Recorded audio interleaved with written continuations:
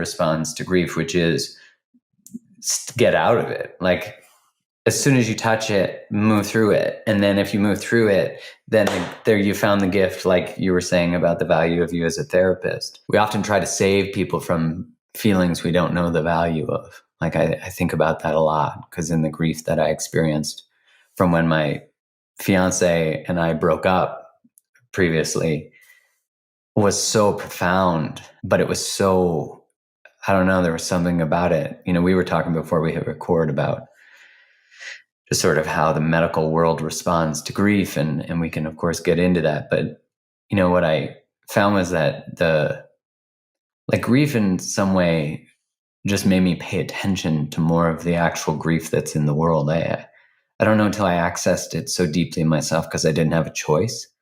Then all of a sudden I was like, oh my God, there's like so much to be sad about. There is so much to be sad about.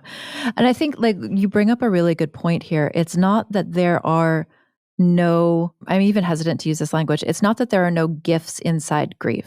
It's not that you don't learn anything. It's like, what is the expectation? So you just described, there were things that I discovered in the depths of my pain that I'm really thankful I saw. Choosing that and finding that and owning that for yourself is beautiful.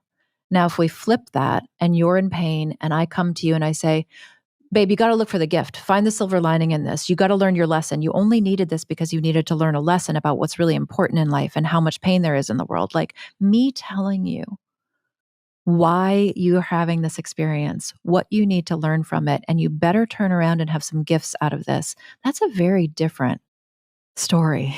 However you experience what you're living is right. It's when we come from the outside and we prescribe things. We say, you have to turn this into a gift. You have to find the silver lining. Look, some things just homework. Suck. It's more homework. And some things just flat out suck, right? There is not a silver lining in things. You'll find you might learn something from it, how to process grief and not dismiss people, you know, in their grief. Maybe.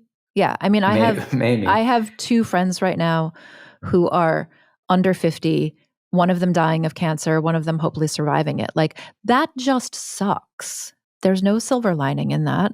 There's no transformation porn in that. Like, it's not an inspiration. It's just crappy, right? And I think we just are so uncomfortable letting things be bad, right? There's just this real desperation to make things have a happy ending. And the reality is that not everything has a happy ending.